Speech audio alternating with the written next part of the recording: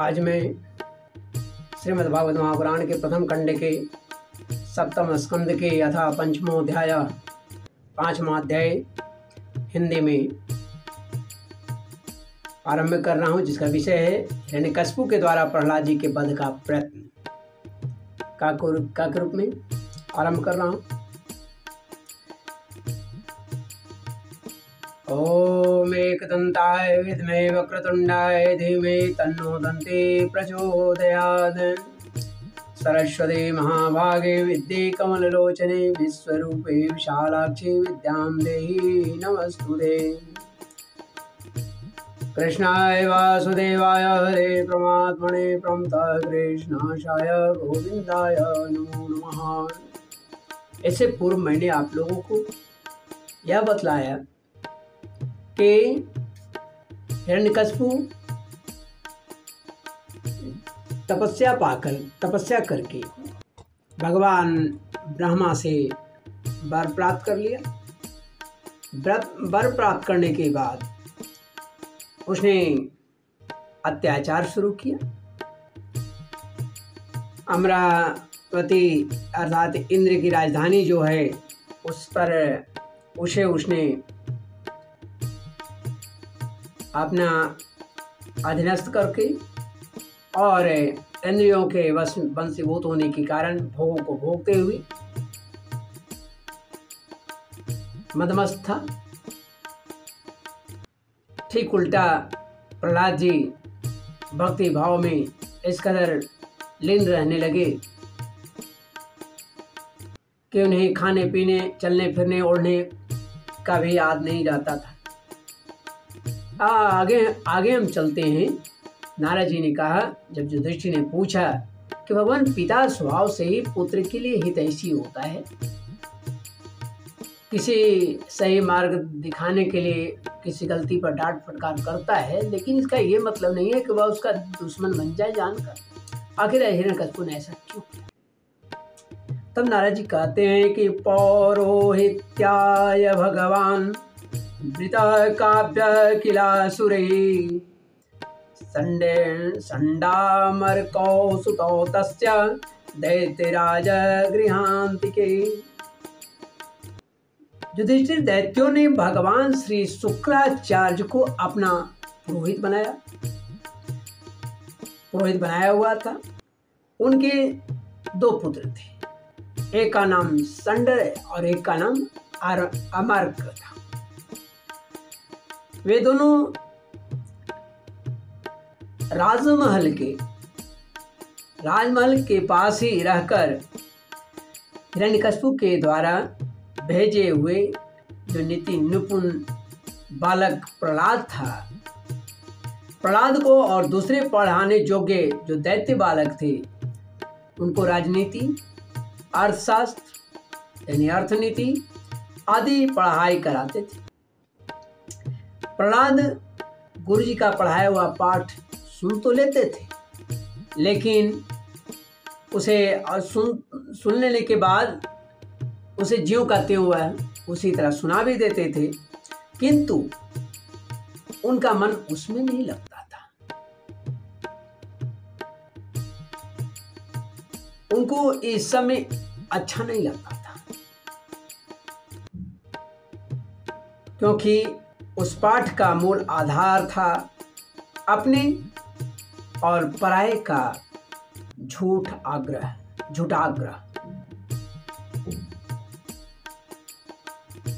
युधिष्ठिर एक दिन हिरण्यकशिपु ने अपने पुत्र प्रहलाद को बड़े प्रेम से गोद में बैठा लिया और बैठा करके उसने पूछा, बताओ तो सही, तुम्हें कौन सी बात अच्छी लगती? बहुत प्रेम से पूछा, क्योंकि राक्षस होना अलग बात है, लेकिन पिता भी है। तो प्रहलाद जी ने कहा, तत्साधु मन्ये सुरवर्य देहिनां सदा समुद्विग्न धियाम सद्ग्रहात् हेत्वात्मपादं गृहमन्दकूपं वनं गतो यद्धरिमाश्रयेत्। प्रहलाद जी ने कहा कि पिताजी, संसार के प्राणी मैं और मेरे के झूठे आग्रह में पड़कर सदा ही दुख उठाता है, अत्यंत उद्विग्न रहते हैं। ऐसे प्राणियों के लिए मैं यही ठीक समझता हूँ कि वे अपने अधपतन के मूल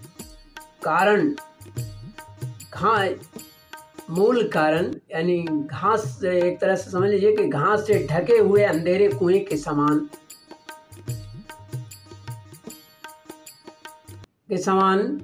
होता है। इसलिए इस घर को छोड़कर वन में चले जाए और भगवान श्री हरि की शरण ग्रहण करें। अधपतन के मूल कारण घास के ढके हुए अंधेरे कुएं के समान इस घर को छोड़कर वन में चला जाए और भगवान का श्री हरि का स्मरण करे। यही बात प्रहलाद जी ने कहा। तो नारद जी कहते हैं कि प्रहलाद जी के मुंह से शत्रु पक्ष की प्रशंसा से भरी बात सुनकर हिरण्यकशिपु को श्री हरि बोला है प्रहलाद, और श्री हरि भगवान जो है वो हिरण्यकशिपु के दुश्मन है। हिरण्यकशिपु उन्हें दुश्मन मानता है। तो हिरण्यकशिपु ठठा कर हंस पड़ा और उसने कहा, दूसरे के बहकाने से बच्चों की बुद्धि यूं ही बिगड़ जाया करती है। जान पड़ता है कि गुरुजी के घर पर विष्णु के पक्षपाती कुछ ब्राह्मण वेश बदल कर रहते हैं। बालक की भली भांति देखरेख की जाए, जिसे अब इसकी बुद्धि बहकने न पाए। जब दैत्यों ने प्रहलाद को गुरुजी के घर पहुंचा दिया, तब पुरोहितों ने उनको बहुत पुचकार कर और फुसला करके बड़ी मधुर वाणी से पूछा, क्या बस प्रहलाद भद्रम ते सत्यम कथय मामृषा बालनते कुतस्तोभ्यमेष बुद्धि विपर्यय।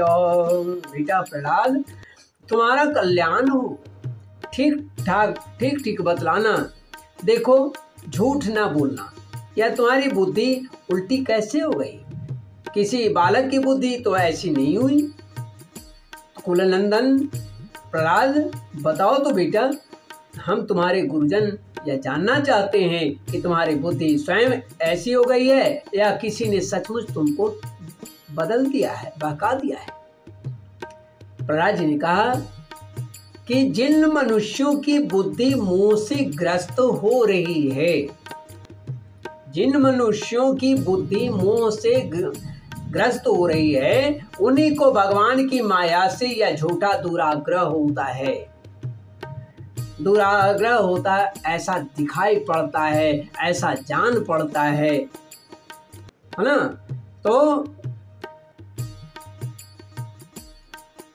ऐसा जान पड़ता है और देखा गया है कि यह अपना है और यह पराया है। यह माया के प्रभाव से। उन मायापति भगवान को मैं नमस्कार करता हूँ। वे भगवान ही जब कृपा करते हैं तब मनुष्यों की पाश्विक बुद्धि, पशुओं वाली बुद्धि नष्ट होती है। इस पशु बुद्धि के कारण ही तो या मैं हूँ या तुम हो या तुम्हारा है और या मुझसे भिन्न है, इस प्रकार का झूठा भेदभाव पैदा करते हैं। झूठा भेदभाव पैदा होता है। इस पशु बुद्धि के कारण ही तो या मैं हूँ और या मुझसे भिन्न है, इस प्रकार का झूठा भेदभाव पैदा होता है। स आत्मा स्वपरहित्य बुद्धिभिः, स आत्मा स्वपरहित्य बुद्धिभिर्दुरत्ययानुक्रमणो निरूप्यते। मोह्यन्ति अध्वर्तमणिवेदेवादिनो ब्रह्मादयो हे सभिन्नति मे मतिं, ब्रह्मादयो ह्येष भिन्नति मे मतिं। वही परमात्मा या आत्मा है। अज्ञानी लोग अपने और पराई का भेद करके उसी का वर्णन क्या करते हैं। उनका न जानना भी ठीक है, उनको न जानना भी ठीक है, क्योंकि उसके तत्व को जानना भी बड़ा कठिन है। और ब्रह्मा आदि बड़े बड़े जो देवता गण हैं, वेदज्ञ हैं, बड़े बड़े जो वेद के ज्ञाता हैं, उसके विषय में खुद मोहित हो जाते हैं। वही परमात्मा आप लोगों के शब्दों में मेरी बुद्धि बिगाड़ रहा है। गुरुजी, जैसे चुंबक के पास लोहा स्वयं खींचा चला आता है, वैसे ही चक्रपाणि भगवान की स्वच्छंद इच्छा शक्ति से वैसे ही चक्रपाणि भगवान की स्वच्छंद इच्छा शक्ति से मेरा चित्त भी संसार से अलग होकर उनकी ओर बरबस खींच जाता है।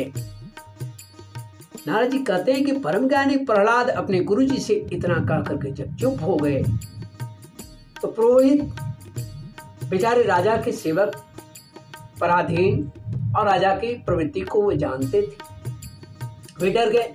उन्होंने क्रोध से प्रहलाद को भला बुरा कहा, डांट दिया, झिड़क दिया और कहा, अरे कोई मेरा वेद तो लाओ, यह हमारी कीर्ति में कलंक लगा रहा है। इस दुर्बुद्धि कुलंगार को ठीक करने के लिए चौथा उपाय दंड ही उपयुक्त होगा। दैत्य वंश के चंदन वन में यह कांटेदार बबूल कहां से पैदा हो गया है? जो विष्णु इस वन की जड़ काटने में कुल्हाड़ी का काम करता है, कुल्हाड़ी का काम करते हैं, यह नादान बालक उन्हीं की बेट बना हुआ है, उन्हीं का बेट बनने जा रहा है। यानी जो कुल्हाड़ी के लकड़ी जो लगा होता है,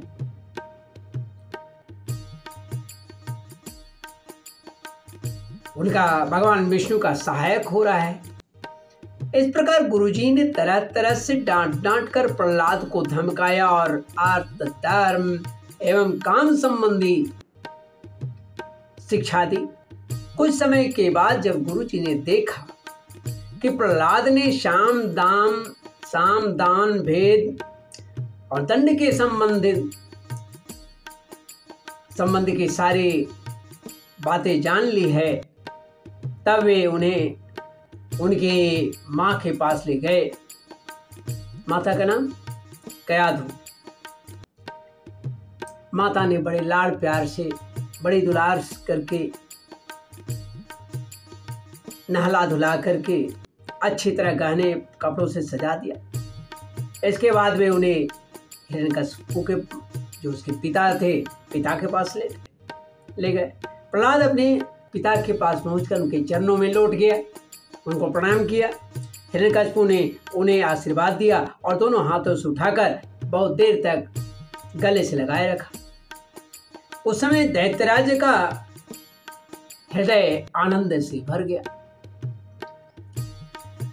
हे युधिष्ठिर, हिरण्यकशिपु ने प्रसन्न मुख प्रहलाद को अपनी गोद में बैठाकर उसका सिर सूंघा।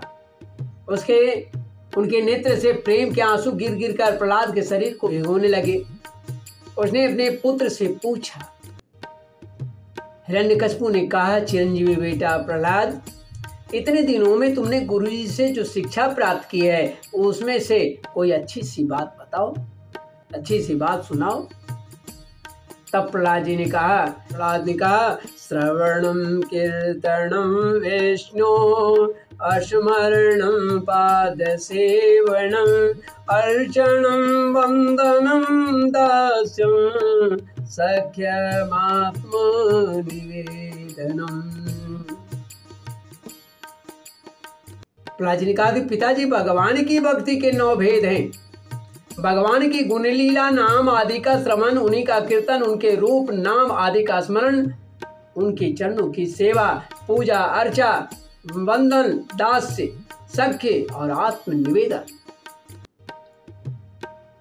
हिरण्यकशिपु ने कहा, ब्रह्मबंधो की में तत्ते विपक्षं श्रेयता सदा आशारं ग्राहितो बालो मामनादृत्य दुर्मते।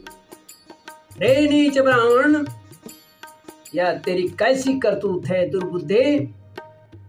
तूने मेरी कुछ भी परवाह न करके इस बच्चे को कैसी शिक्षा दिया है, कैसा निस्सार शिक्षा दे दी। अवश्य तू हमारे शत्रुओं के आश्रित है। संसार में ऐसे दुष्टों की कमी हो, क्षमा करेंगे, ऐसी कमी नहीं है जो मित्र का बाना धारण कर छिपे छिपे शत्रु का काम करते हैं, परंतु उनकी कलाई ठीक वैसे ही खुल जाती है जैसे छिप कर किया गया पाप समय पर रोग के रूप में प्रकट होकर उसकी पोल खोल देता है। देख लीजिए पाप कैसे सामने आता है। आपने हमने नहीं देखा, लेकिन किया हुआ पाप रोग के रूप में सम्मुख खड़ा हो जाता है। गुरुपुत्र ने कहा, न मत प्रणीतम न पर प्रणीतम सुतो वदते सतवेन्द्र शत्रु नैसर्गिकीयं मतिरस्य राजन् नियच्छ मन्युं कददास्म मान। भय से भयभीत हो गए गुरुपुत्रों ने कहा कि इंद्र शत्रु, आपका पुत्र जो कुछ कह रहा है वह मेरे या किसी के बहकाने से नहीं कह रहा है। इसका तो स्वभाव स्वाभाविक है, जन्मजात है। हे राजन, यह तो इसकी जन्मजात स्वाभाविक बुद्धि है। आपको शांत कीजिए, व्यर्थ में मुझको दोष मत लगाइए। नारद जी कहते हैं, युधिष्ठिर, जब गुरु जी ने ऐसा उत्तर दिया तब हिरण्यकशिपु ने फिर प्रहलाद से कहा, पूछा, क्यों रे, यह बुद्धि किसने दी है? यदि तुझे ऐसी अहित करने वाली खोटी बुद्धि गुरु मुख से नहीं मिली है तो फिर किसने दिया? कहां से आई तुम्हारे पास, कहां से प्राप्त किया है? तब प्रहलाद जी कहते हैं कि मतीर्ण कृष्णे परत स्वतो वा मिथो विपदेत गृहव्रतानाम् अदान्त गोविर्विशतां तमिस्त्रम् पुनः पुनश्चर्वितचर्वणानाम् न ते विदु स्वार्थगतिं हि विष्णुं दुराशया एव हिरर्थमानिना अन्धायथान्धैरूपनीयमाना वाचे सतन्त्या मुरुदामनि वदा दामनि बद्धा नैषां मतिस्तावदुरुक्रमाङ्घ्रिम् अस्पृशत्यनर्थापगमो यदर्थ महीयसां पादरजो विषेकं निष्किञ्चनानां न वृणीत यावत्।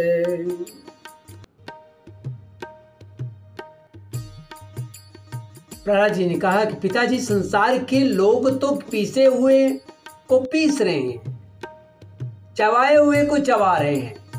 उनकी इंद्रियां बस में न होने के कारण वे भोगे हुए विषयों को ही फिर से भोग रहे हैं और फिर भोगने के लिए संसार घोर नरक की ओर जा रहे हैं।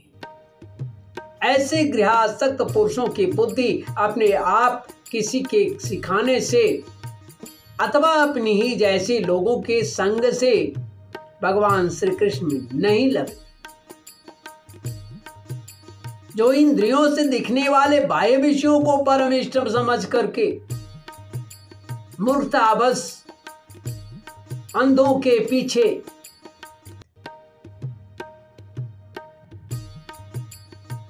अंधों के समान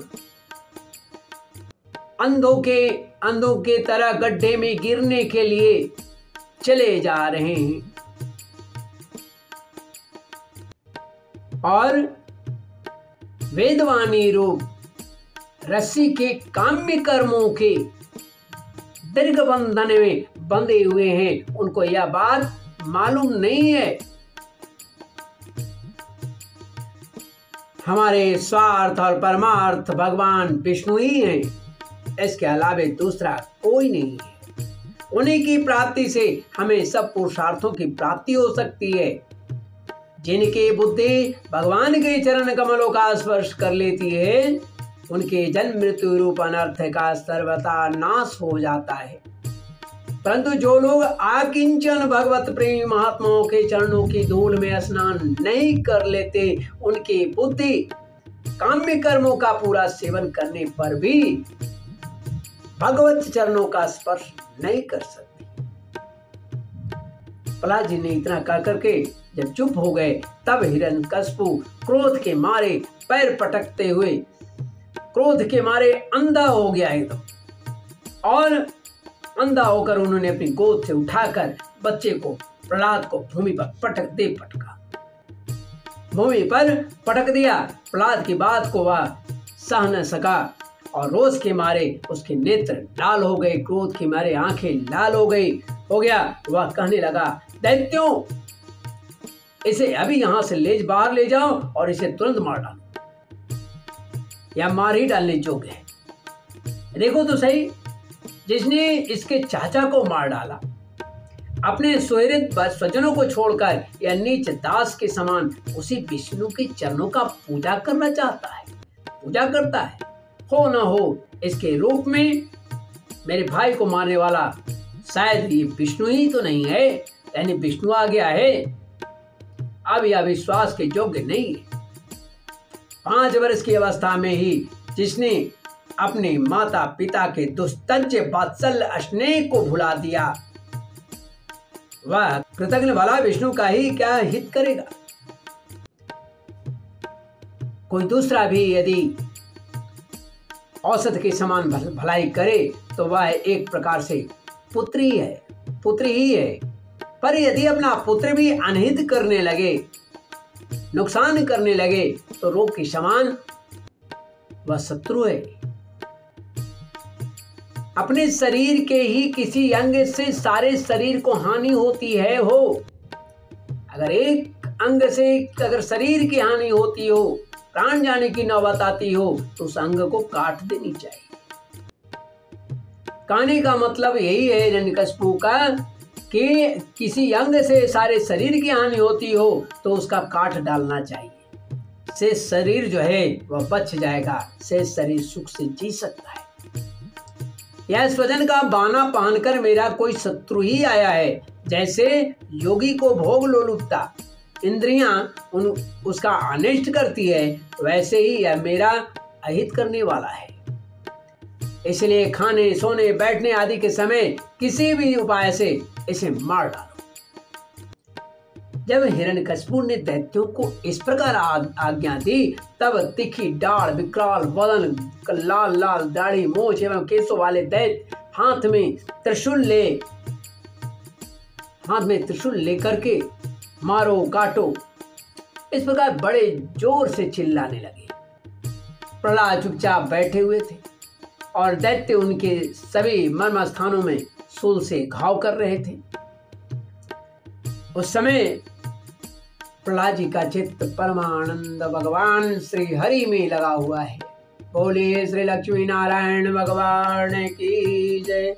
श्रीमन्नारायण नारायण नारायण गोविंद नारायण नारायण नारायण माधव नारायण नारायण नारायण श्रीमन्नारायण नारायण नारायण गोविंद नारायण नारायण उस समय प्रहलाद जी का चित्त उस परमात्मा में लगा हुआ था जो मन वाणी के अगोचर और सर्वात्मा समस्त शक्तियों के आधार एवं पर ब्रह्म है।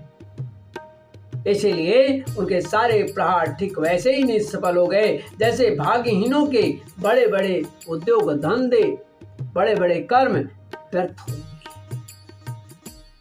हे युधिष्ठिर, जब सुनो कि प्रहार से प्रहलाद के शरीर पर कोई असर नहीं हुआ तब हिरण्यकशिपु को बड़ी शंका हुई।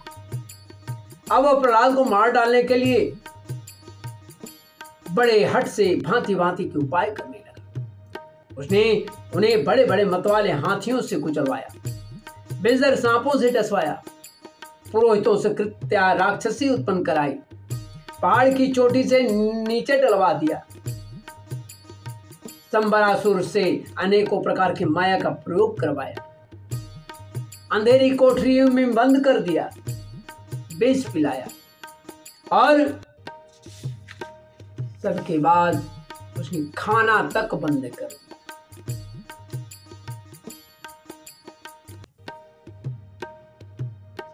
जहां बर्फीली जगह थी, ठंड था भयानक, दहकती हुई आग और समुद्र में बारी बारी से डलवाया, आंधी में छोड़ दिया, पर्वतों के नीचे दबवा दिया, परंतु इसमें से किसी भी उपाय से वह अपने पुत्र निष्पाप प्रहलाद जी को मार नहीं सका, बाल बांका नहीं कर सका। अपनी व्यवस्था देखकर हिरण्यकशिपु को बड़ी चिंता हुई। उसे प्रहलाद को मारने के लिए और कोई उपाय नहीं सूझ पड़ा। वह सोचने लगा, ऐसे मैंने बहुत कुछ बुरा भला कहा, मार डालने के लिए बहुत से उपाय किए, परंतु यह द्रोह और दुर्व्यवहार से बिना किसी की सहायता से अपने प्रभाव से ही बचता आ गया। यह बालक होने पर भी समझदार है और मेरे पास ही निशंक भाव से रहता है।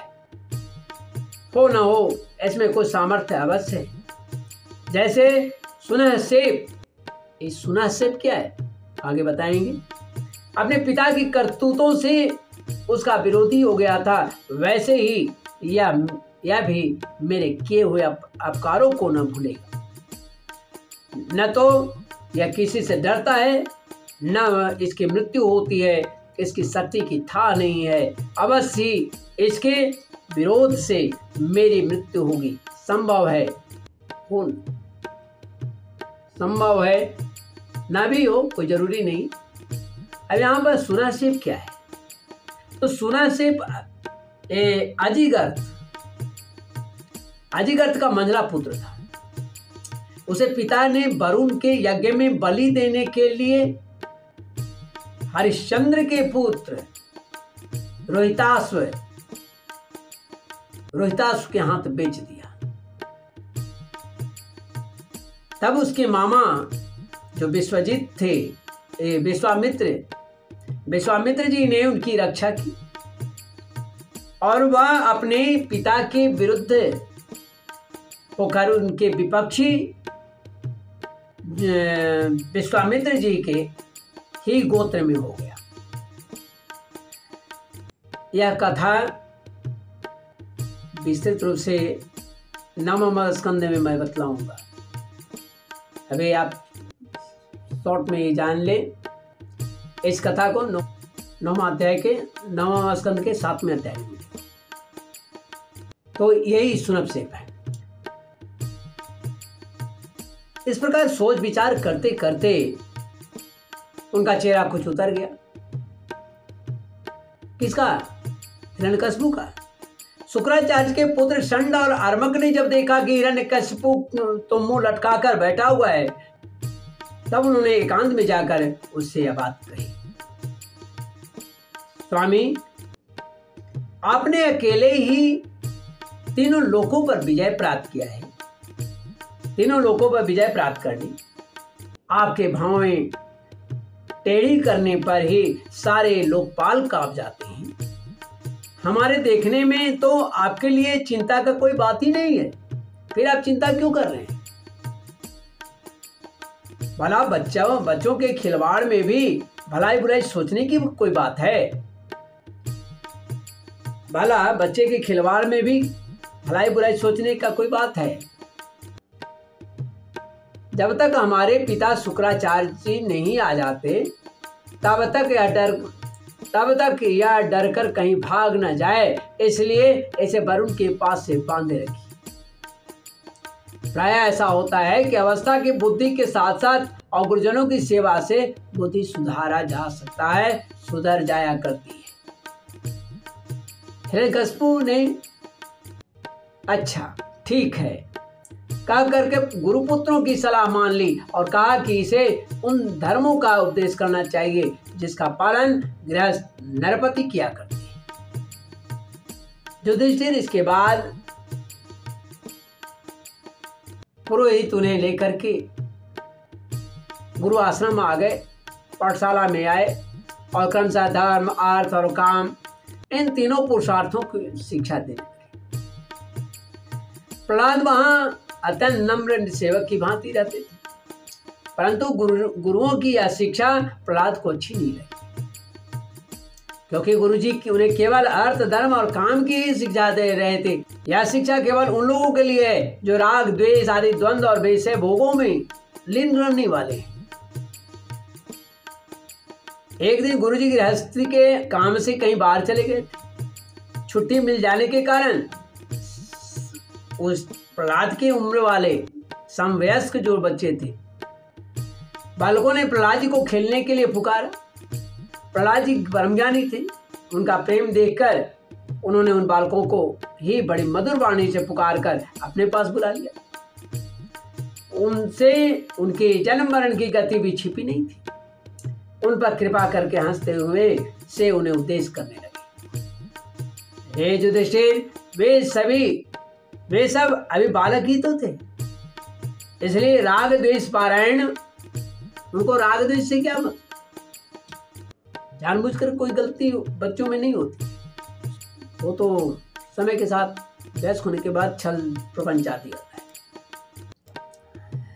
तो राग द्वेष पारायण विषय भोगी पुरुषों के उपदेश से और चेष्टाओं से उनकी बुद्धि अभी दूषित नहीं हुई थी, शुद्ध था।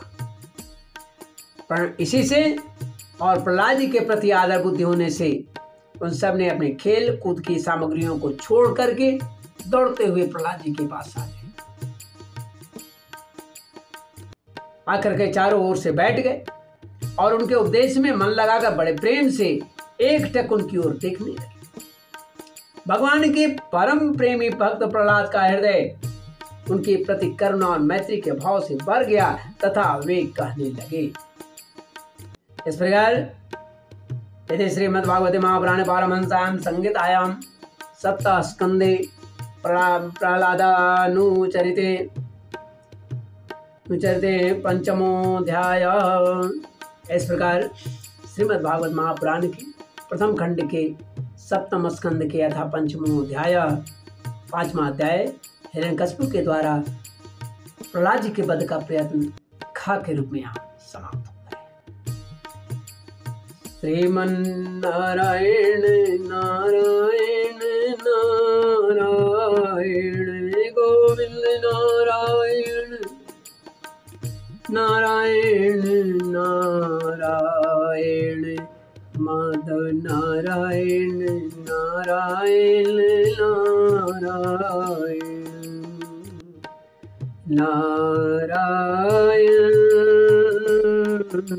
नारायण श्रीमन्नारायण नारायण नारायण